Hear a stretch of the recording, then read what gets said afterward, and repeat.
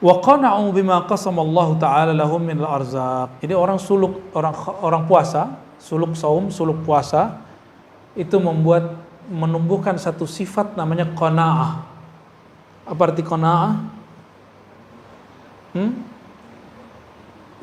Merasa cukup dengan apa yang ada. Ya. Jadi ciri-ciri puasanya sukses, waktu berbuka itu dia berbuka tanpa bernafsu untuk menghabiskan makanan yang banyak. Nah, coba cek nanti ya. Antum kayaknya gimana gitu sebelum mau berbuka itu kayaknya nafsu mau makan ini, mau makan itu. Terus ketika berbuka makannya sedikit saja, itu berhasil puasanya.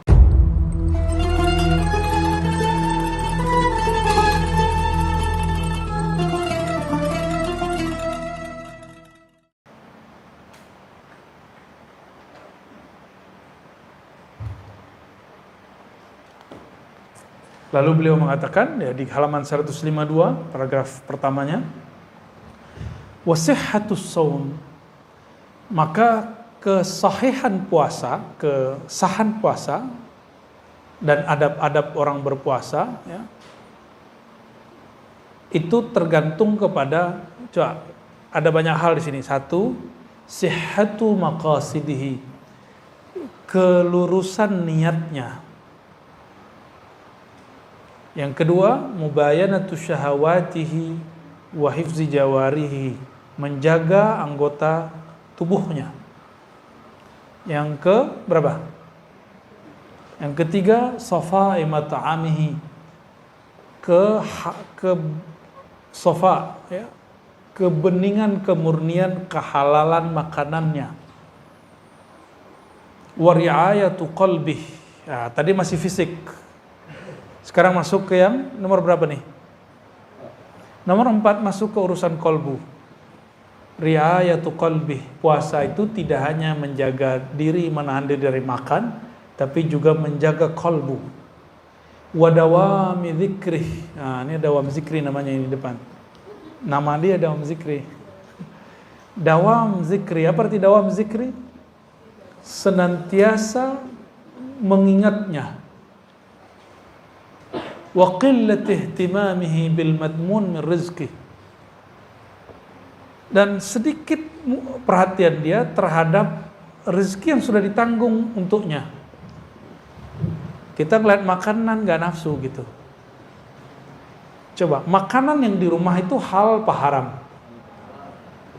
Haram apa halal? Gak dimakan tuh.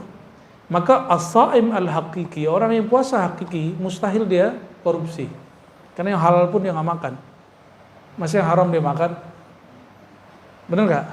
Jadi yang koruptor itu nggak puasa itu. Dia nggak dihitung puasa, dia puasanya puasa anak-anak. Dia kira Allah nggak lihat. Padahal kalau dia puasa dia ngerasa Allah lihat. Maka terapi bagi orang-orang yang nggak bisa nolak gratifikasi itu puasa. Kan orang puasa nggak akan berani nerima. Puasa aja coba. Puasa Daud kayak. Jadi pejabat-pejabat tuh suruh aja puasa Daud. Bukan biar jabatannya lanjut, bukan. Ngapain jabat cuma 5 tahun, tapi dilaknat Allah sampai mati. Untuk apa? Ya, ini yang dilupakan oleh caleg-caleg ini ya. Caleg-caleg pejabat-pejabat. Antum bayangkan, nyalek belum tentu juga selesai 5 tahun, ada yang mati duluan. Kalau diangkat jadi pejabat, kadang-kadang dimutasi 3 bulan. Orang menjabat cuma sekian hari, sekian bulan, sekian tahun, tapi Allah memusuhi dia bertahun-tahun sampai mati. Mau begitu? Nauzubillah min dzalik. Itu sudah berapa? Sudah 6. Naik lagi. Ciri-ciri orang yang diterima amalannya, dia tidak merasa beramal. Kalimatnya apa? Wa qillatu mulahazatihi li shaumih. Dia tidak memperhatikan puasanya. Dia tidak menganggap dirinya berpuasa. Dia enggak menganggap dirinya soleh.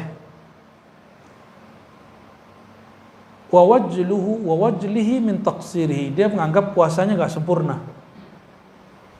Nah, jadi ini yang adab kalau mau berbuka.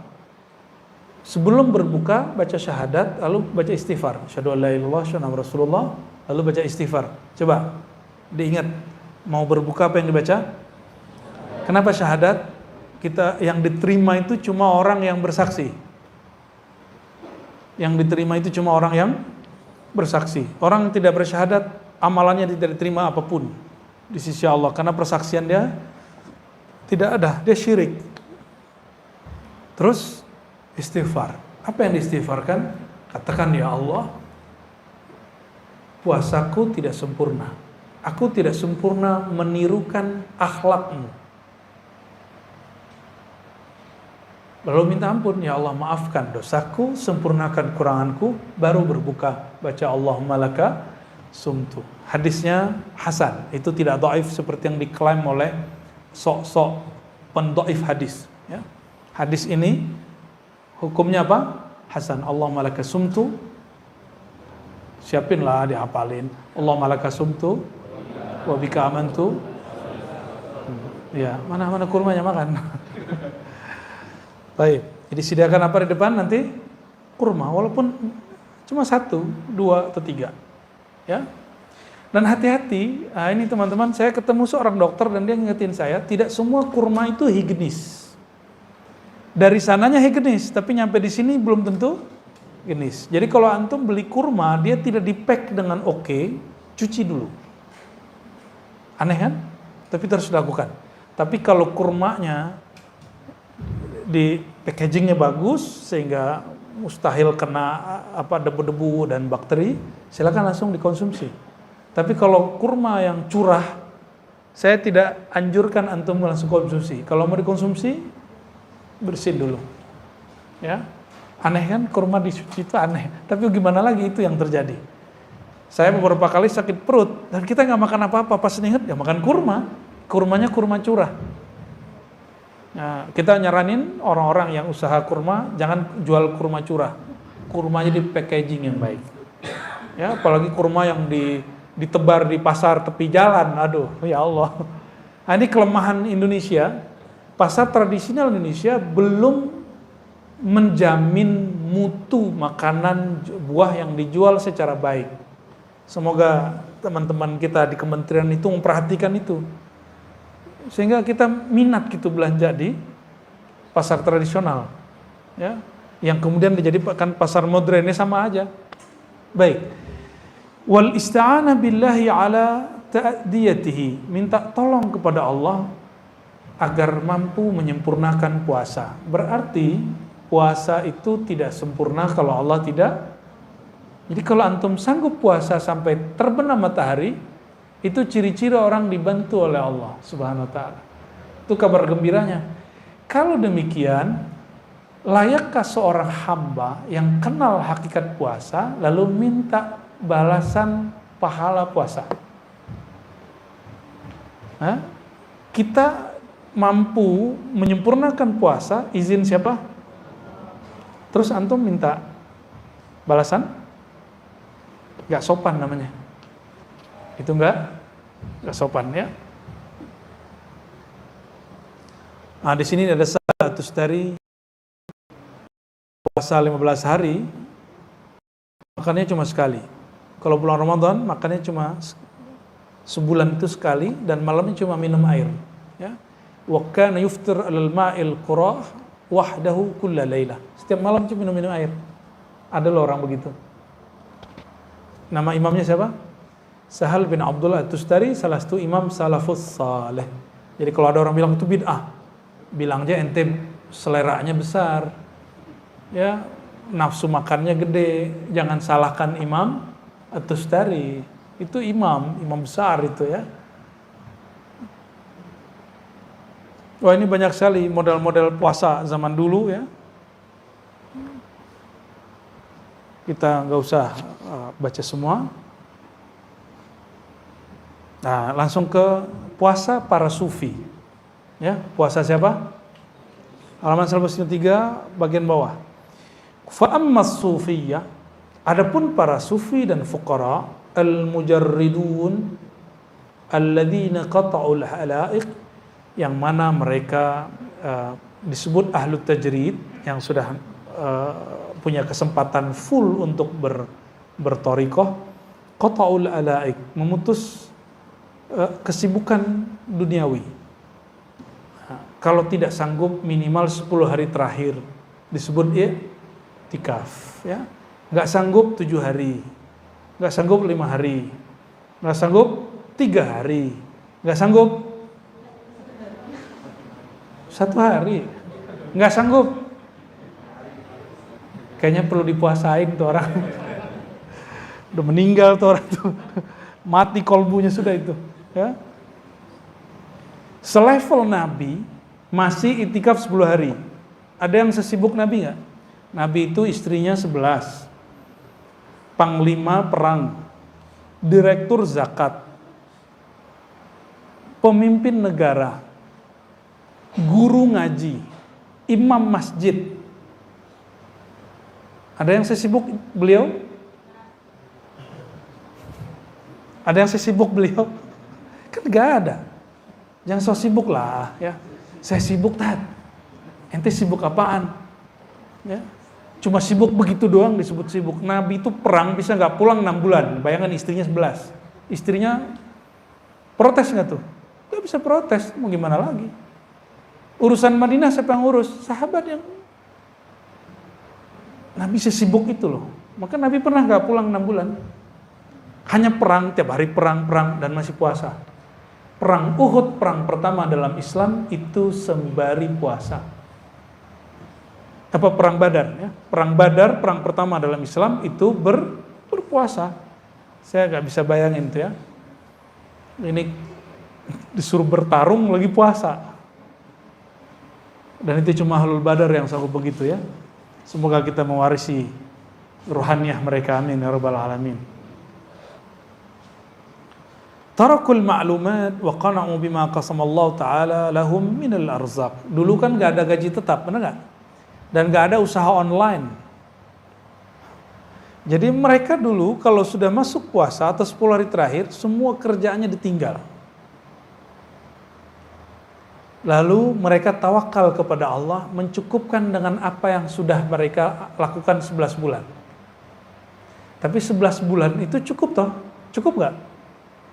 Kerja 11 bulan 20 hari untuk itikaf 10 hari, cukup nggak? Masih sih nggak cukup. Liburan bisa 12 hari. Masa untuk Allah, untuk diri kita supaya happy, bersaadah, bahagia, hidup di dunia akhirat, kita nggak punya waktu.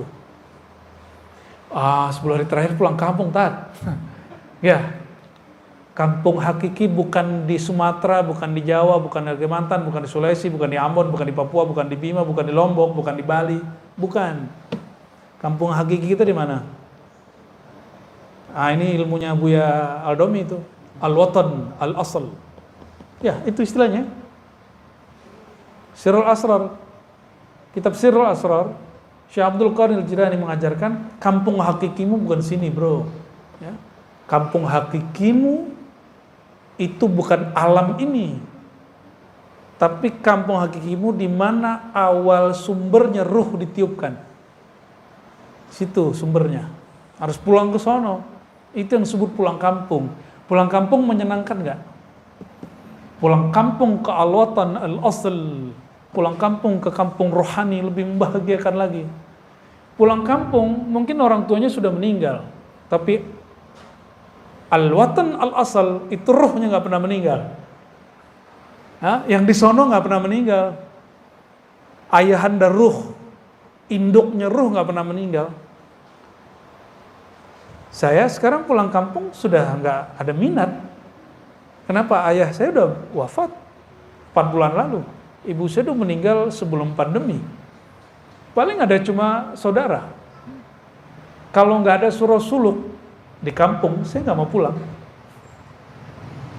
Kenapa? Surau Suluk itu kenangan saya merasakan al-watan al-asal. Kampung yang asal muasal itu. Zahirnya surau, zahirnya zawiyah, ribat. Batinnya, rohaninya berpulang kepada kampung sejatinya. Ya, oleh karenanya udahlah, gak usah sibuk-sibuk mudik-mudik lagi ya. 10 hari terakhir itu sibuklah mudik ke kampung rohani. Sepakat ya? Cuma sayangnya kayaknya suluknya pendaftarannya sudah tutup. Semoga tahun depan tempat ini bisa dijadikan, nggak usah nunggu tahun depan, karena suluk kita ada 4 kali atau 5 kali setahun. Jadi ada suluk Rabiul Awal, harusnya ada suluk Muharram. Suluk Muharram, suluk Rabiul Awal, suluk Rajab, suluk Sya'ban, bahkan ada Sya'ban, ada suluk Ramadan. Tapi suluk Sya'ban saya tiadakan. Yang ada tadi apa? Muharram, Rabiul Awal. Ya. Kalau guru kita yang dulu Zulhijjah ditambahkan. Tapi kita kalau Zulhijjah lebih senang haji. Ya. Tapi sampai hari ini guru saya masih buat. Jadi suluk Zulhijjah masih buat di beberapa tempat ya. Baik. Wa qana'u bima qasama Allah Ta'ala lahum min al-arzaq. Jadi orang orang puasa, suluk saum, suluk puasa itu menumbuhkan satu sifat namanya qanaah. Apa arti qanaah? Merasa cukup dengan apa yang ada. Ya. Jadi ciri-ciri puasanya sukses, waktu berbuka itu dia berbuka tanpa bernafsu untuk menghabiskan makanan yang banyak. Nah coba cek nanti ya. Antum kayaknya gimana gitu sebelum mau berbuka itu kayaknya nafsu mau makan ini, mau makan itu. Terus ketika berbuka makannya sedikit saja, itu berhasil puasanya. Jadi ciri-ciri puasa berhasil bukan sebelum terbenam, tapi setelah terbenam orang itu makan. Kenapa? Imam Al-Ghazali Hujjatul Islam ya qaddasallahu sirrahu, kata beliau, tujuan puasa itu untuk mengendalikan syahwat makan. Syahwat makan dan minum. Apabila terbenam matahari, waktu berbuka datang, tiba-tiba nafsu syahwatnya lepas. Selera makannya dilampiaskan, berarti dia tidak berhasil mendidik nafsunya hari itu. Gitu maksud beliau, ya. Baik. Wala yadruna ayya waqtin yasuqullahu ta'ala ilaihim arzaqahum minal ghaib. Mereka tidak mikirin lagi selama waktu-waktu tersebut Allah mengantarkan rezeki ke mereka dari pintu mana aja, ya. Wa ala yadin man yab'atsullahu ta'ala lahum, atau lewat siapa saja. Fa awqatu haula atammu min awqatis sha'im alladhi yarja' ila ma'lumin wa ma'hudin min at-ta'am al-musta'id li iftarihi. Ini yang disebut puasa hakikat. Jadi puasa hakikat memutus ikatan diri dengan selain Allah, lalu merasa cukup dengan pemberian Allah, tidak lagi kemudian sibuk dengan asbab, langsung kepada sumbernya. Ini yang disebut ahlut tajrid. Siapa? Ahlut tajrid. Orang-orang seperti ini dia puasa meskipun lagi makan. Tapi ini baru puasa hakikat. Puasa syariat gak boleh ditinggal, wajib diamalkan, ya. Jadi kalau diterjemahkan apa itu puasa hakikat? Ketika dirimu memutus harapan kepada selain Allah, sudah, itu sudah cukup. Kalau orang memutus harapan kepada selain Allah, mungkin gak dia iri dengki? Mungkin gak iri dengki? Mungkin gak dia emosi ngeliat orang dapat rezeki? Emosi dengan coblosan dia gak jadi? Nyoblos, tapi yang dicoblos gak kepilih jadi presiden. Atau antum nyalek, gak dicoblos orang, emosi gak? Calon legislatif kok stres? Wakil rakyat stres. Alhamdulillah ente gak jadi wakil rakyat. Karena kalau wakil rakyat stres, ada masalah, gimana dia mimpin kita? Kalau dia punya masalah, punya penyakit kejiwaan. Maka saya bersyukur orang-orang stres itu gak jadi caleg. Ya, silakan marah. Anda perbaiki dulu dirinya baru nyalek. Ya, yang nyalek-nyalek itu perbaiki dulu dirinya, insya Allah jadi itu. Itu yang 02 aja berapa kali nyalon kan? Nyalon tahun berapa? 02 gitu. Luar biasa itu. Gigih sekali itu, manjadda wajada itu. Serius, aneh bukan lagi canda, aneh serius. Tahun berapa beliau? Ya. Itu luar biasa itu. Ya. Dari zaman SBY kan? Udah ganti SBY jadi Jokowi. Beliau masih terus nyundul langit. Dari tadinya keras, emosi tinggi, ternyata dia kemudian membersihkan kolbunya. Dan saya berdoa, berharap semoga Allah tetap bersihkan kolbunya, beningkan kolbunya. Dan dia mesti lebih bening lagi dari presiden sebelumnya. Ya, karena tantangannya lebih berat. Kita doakan ya. Salah satu kewajiban orang belajar tasawuf mendoakan pemimpin siapapun mereka. Maka nggak ada sufi-sufi itu yang suka berontak. Sufi itu menasehati pemimpin, karena itu jihad paling tinggi. Pemimpinnya zolim misalnya, tapi tetap doain baik-baik, bukan doain buruk. Bukan kalau lagi celaka ngomong, celaka lo gini, gituin. Ya. Tuh karena ente zolim ma'ane, ente celaka. Sufi nggak ngomong begitu. Ya, sufi, kullu sufiyin, ya, setiap sufi yang saya kenal, yad'u lil umara, mendoakan kebaikan untuk para pemimpin. Oleh karenanya jangan heran kalau ada sufi jadi watempres, itu saya nggak heran. Ya, saya nggak heran. Jadi antum yang heran berarti nggak kenal siapa sufi. Ya, dia watempres, ada kan? Ya, kita maklumi itu. Kalau bukan beliau yang watempres, nanti watempresnya orang kebatinan gimana ya? Atau orang kepercayaan gimana? Atau orang yang tidak sejalan dengan keyakinan kita gimana? Itu kan luar biasa sebenarnya. Logikanya terbalik dari kita dan itu benar. Ya, kita doakan pemimpin yang terpilih, kolbunya semoga lebih bening, lebih bersih dari masa-masa sebelumnya, dari pemimpin sebelumnya. Amin ya rabbal alamin. Insya Allah kalau begitu Allah turunkan berkah dari langit, Allah keluarkan berkah dari bumi untuk negeri kita. Insya Allah ya. Saya nggak khawatir mau dajjal keluar kayak apa kayak kalau pemimpin kayak itu aman kita. Insya Allah ya.